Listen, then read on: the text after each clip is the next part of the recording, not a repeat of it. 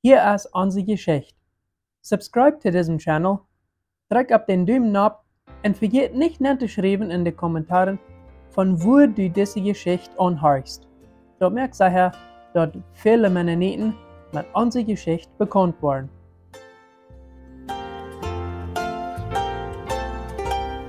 Geschichten uit onze Geschichte Nummer 13. Ditmaal nog war der Meier von wo wir in Mexiko in onze Kinder in Jugendjahren als mennonitische Bürgers ihre Kinder in verschiedene Wege bei der Formarbeit mitgearbeitet haben und auch von was unsere Eltern dort damals schafften. Bald nach Weihnachten oder einmal auch noch vor Weihnachten, wenn die Erdsaß noch feichen genug wäre zum Pflegen, dann fangen entweder die Bürgers selbst oder ihre Jungs an mit Pflegen. Wir hatten wohl all einen Traktor, als ich in den Wintermonaten mit Piet pflegt. In uns Ola Model D John Deere musste auch all das größte Port von unserer Pflugarbeit tun. Aber wir hatten auch noch einen Stall voll Piet. Wir hatten all gute Vorpiet, aber auch noch mehrere gute, starke Arbeitspiet. Und uns Vater dachte, die Piet mussten auch noch was von der Landarbeit tun, sich ihr Futter zu verdienen. Weil ich lieber mit Piet auf dem Land arbeite als mit dem Traktor, pflegte ich im Januar 1944 erst unseren 50 Acker Hüskerl mit 5 Piet in unserem 2 Schieven oder 2 Disken P&O-Plug. Die wird einmal P&O-Plug genannt. Und dann noch unser 26 Acker Kerl Süden vom Dorf und auch noch was von unserem Land bei Quintalopita. Ein Bruder Cornelius pflegt mit unserem 1527 oder auch Ola Model D John Deere genannt, dort eben hier von unser ungefähr 285 Acker Land. Nicht jeder Winter wir an der Erde von dem großen Bustierstall in Chihuahua genug Feuchtigkeit zum Schmack pflegen, aber in den Januar- und Februar-Monaten von 1944 pflegt dort sehr Schmack. In den Lot 1930er Jahren gibt es an dem Bustierstall noch immer sehr viel Welle Hosen. Und ich erinnere mich klar daran, als ich noch ein Schuljung war und mein Bruder Abraham in den Wintermonaten mit Piet pflegt, dann brachte er manchmal einen Hose mit nach Haus, den er beim Pflegen durchgeschlagen hat. Wenn das passiert, dann muss ich den deutschen Hose meistens noch Hennig Dirksens andrehen und an den verkaufen. Tante Dirksche kaufte sehr Jahren te Futter für ihre Heine und sie bezahlt von 5 bis 7 Centavos für einen Hose, da noch wo größer war. Aber wenn ich mit einem deutschen Hose nur Dirksens hingehen muss, dann versuchte ich immer erst, ob ich Onkel Dirksen auf ihrem Hof, wo er beim Besorgen antreffen kann. Dann, wenn ich ihm den Hose anbieten kann, dann ging er selbst damit hin und kam dann zurück mit 5, 6 oder 7 Centavos, gab mir das Geld und ging dann selbst an ihren Heinerstall hin, hangt den deutschen Hose mit einem Gorvenband unter ihre Heinerflöck ab, lade den auf und die Heiner freiten den jeden ab. Aber wenn Onkel Dirksen all mit seinem Besorgen fertig war und ich ihm all nicht büten wo finden kann, dann wusste ich, dass wenn ich den Hose wohl verkaufen kann, dann musste ich bei einem hingehen, wo Tante Dirkse auch war. Und sie kauft mir den Hose auch jeder Mal jeden auf. Sie wisst auch jeder Mal ganz klar, ob sie mir 5, 6 oder 7 Centavos zahlen will für meinen Hose. Aber wenn sie dann ihre Geldtasche holt, dann braucht sie auch all immer kurz einen Gorbenband mit. Und wenn sie mir das Geld gibt, dann gibt sie mir zur gleichen Zeit auch den Hoseträger in meine Hand und auch einen Gorbenband und sie dann zu mir, so, nu gehen unseren Heinerstall hin, häng den Hose mit diesem Band an den Heinerflöck ab und lade den Hosenschmack auf, sodass die Heiner den leicht freten können. Und das wird für mich nicht leicht zu tun. Denn die Hose ladet wohl leicht auf, aber mir ekelt das zu sehr. Und mir sagt die aufgeladene Hose zu sehr nur ein ganz kleines Baby. Aber ich wist, wenn Tante Dijksje zei, nu go en doe dit, dan blijft mij niets anders übrig, als dat te doen. En wanneer ik dan naar huis kwam en maar 5 centavos gekregen had voor den huis, dan kreeg ik niets davon, wils de broeder de ganze 5 centavos brukt om een pakje faros gek. Aber wenn ich 6 centavos für den Haus gekriegt had, dann krieg ich, nicht immer, aber manchmal dort 1 centavo Geldsteck. Aber wenn ich war mal für einen besonders großen Haus 7 centavos gekriegt had, dann krieg ich weiter nichts davon. Wils die 2 1 centavo Geldstecker oder dort 2 centavo Geldsteck, geef je al weiter meest een halve pak faros.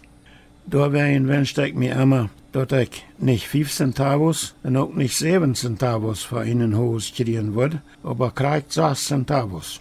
Ich dachte aber manchmal, Tante Dijksje kon Johann, wo noch mal so 2 Jahre jünger wie als ich, auch noch mal checken den Haus abhängen und aufladern. Aber das passiert keinmal. Als ich 1944 unseren Huskjol mit Pierre ranpleed, dann fang ich zumeins meistens mit Sonnenabgang an.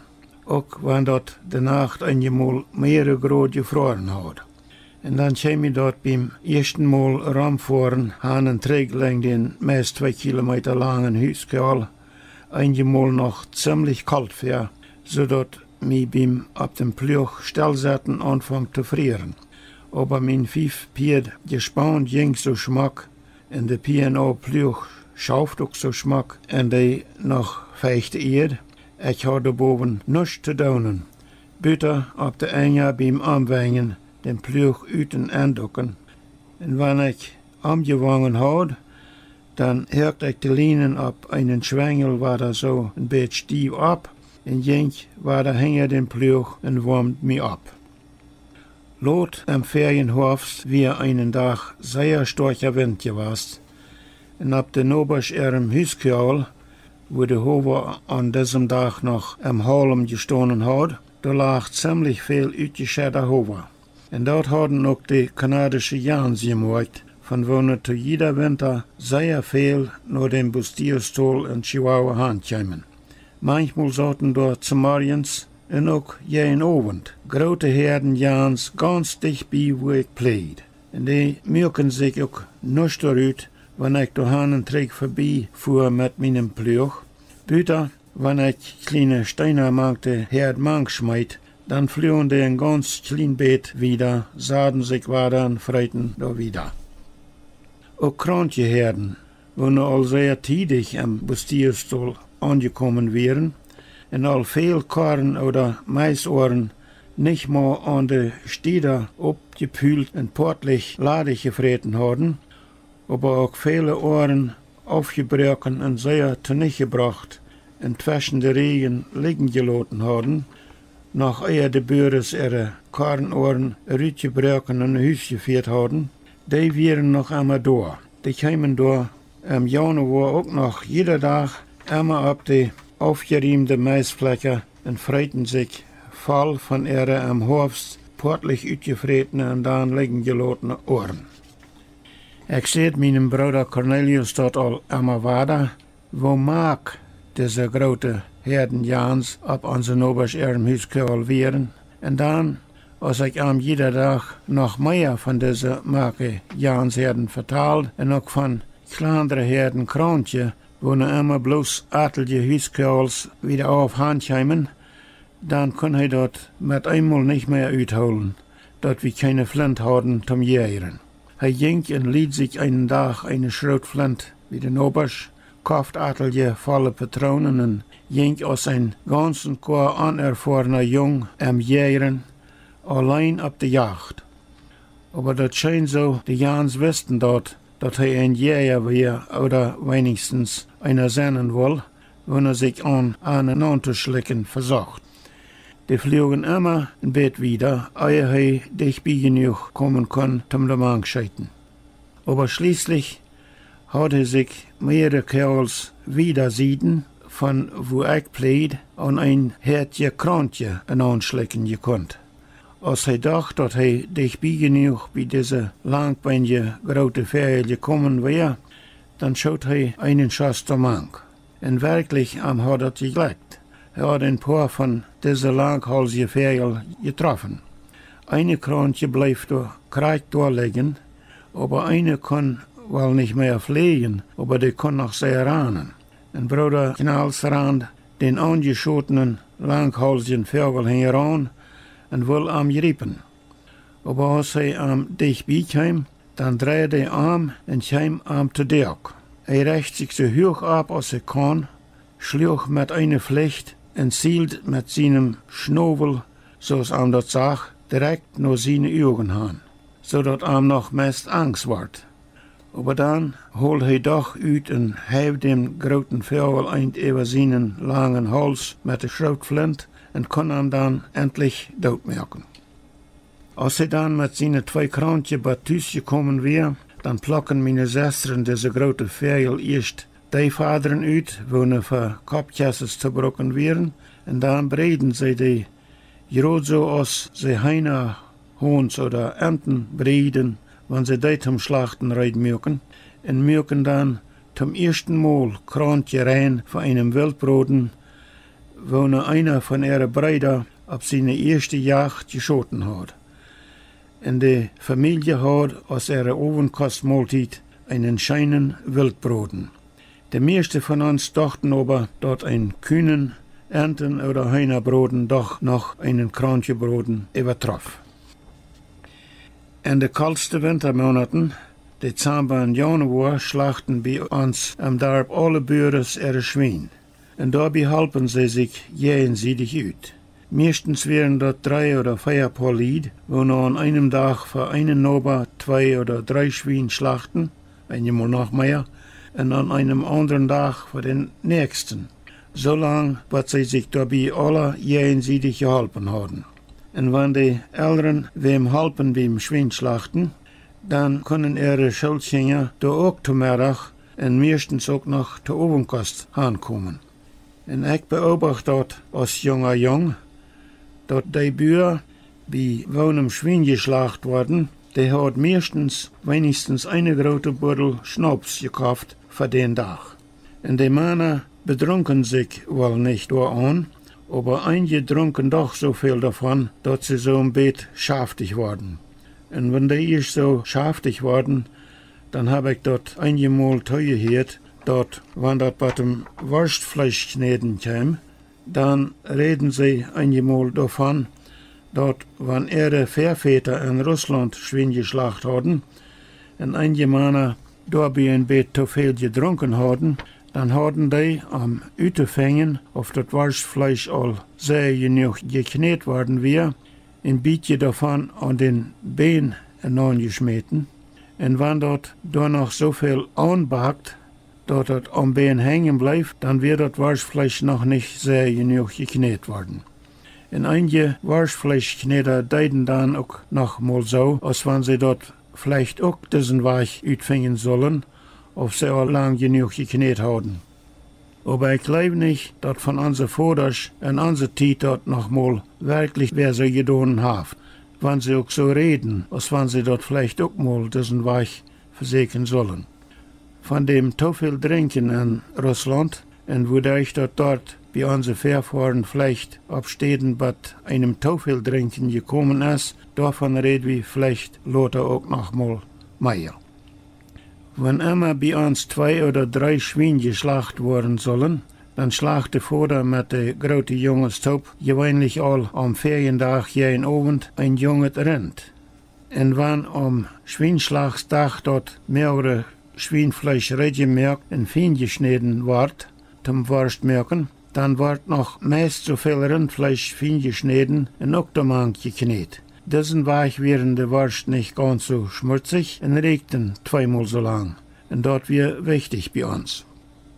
Diese Fleischwurst werden bei uns am liebsten mit rotem Ekenholz so geregelt, dass die dabei gut heit werden. Und dann schmeckten die sehr gut, gerade so als die wären. Und wenn wir Jungs, besonders am Sonntag zu Abends, wie Klock 10 Uhr in Haus gekommen wären und noch aufgefordert hatten, so nahen wir dort, wenn wir die Piet ihre Reipen danach noch voll Heu oder Stroh stärkten, Dann gehen wir manchmal an unsere Kummer nennen, brücken uns jeder ein Goteljet ein von so einer Wurst auf und forderten uns selbst auch noch auf. Dort wird die oude gute Tijd, zoals man dat dan te zeggen pflegt. Wo grote Schwein gewast wären, wo ne geschlacht worden wären, dat wordt een mennonitische Dorpen an onze jonge Jahren doorno gemeten, woveel Amerfall oder woveel 5.000 Fall Schmalt die gegeft hadden. Man redt immer vom woveel Amer oder woveel 1000 Schmalt de Schwein gegeft hadden. Eine 5.000 Fall, die talt 2 Amerfall. En dat wist ik ook al. Aber als wir dann einen Tag einmal wieder einen jungen Ass und am nächsten Tag ein Schwein geschlacht hatten, laut am Hofs, ditmal aber ganz ohne fremde Helper, dann schickt Mutter mich noch Vesper noch an seinem Onkel Franz A1 an, Riehalt, wo wir uns geliehen hatten, terug naar huis te brengen. En als ich Onkel Franz dat Riehalt gegeben en Dankeschön gesagt hat für dat Brocken, dann vroeg hij mich, na jong, woveel Schmalt geef je een Schwein dan? Dat meint, wo groot weer dat Schwein wat je slachten? En ik wist, Mutter hat gesagt, dat hat 2000 voll Schmalt gegeben, aber wils wir auch weiter ein Rind geschlacht hatten, um meine Wurst merken zu können, und ich an meine Kinder anschuld noch nicht wisst, auf die junge Ass, den wir geschlacht hatten, vielleicht auch dort gedreht hat, dass es mehr Schmalt gegeben hat, sehe ich das ungefähr so zu meinem Onkel. Mutter sagt, das hat 2000 voll Schmalt gegeben. Aber ich weiß nicht, ob das vielleicht mit den Osttop so viel Schmalt wäre, oder Schmalt gäf. Und Onkel Franz ens lacht gut über meine unschuldige Antwort. Und wenn einer von uns Kinder so was unschuldigerweise gesagt hat, dann leiten die Onkels und die Tantes, die Eltern und die Geschwister und die Vaters und die Cousinen einem dort niemals vergeten. Damit wird ich noch lang bei jeder passende Gelegenheit so ein Bett gekriegt. Als wir Schulkinder wären, dann freuen wir uns jeder Mal dort, wenn 3 oder 4 Paar Eltern wo Taub Schwein schlachten. Wils dann können wir da auch zur Ofenkost sein. Und da Taub Büten spielen zwischen 2 Dienster. Oder auch einmal noch Lothar bei Monenschien. Dort ging uns sehr gut. Und unsere Eltern spazierten auch hier noch alle Taub im Bett, wenn die Schweinschlacht Arbeit vor dich war. Hier brech wir weiter auf für das Mal. Nächstes Mal noch mehr von wo dort bei uns in Mexiko war, als wir dort in den 1930er und 1940er Jahren abwassen, mit was für Material unsere Eltern dort meistens büden und so weiter. Was nächstes Mal? Ich bin George Rempel.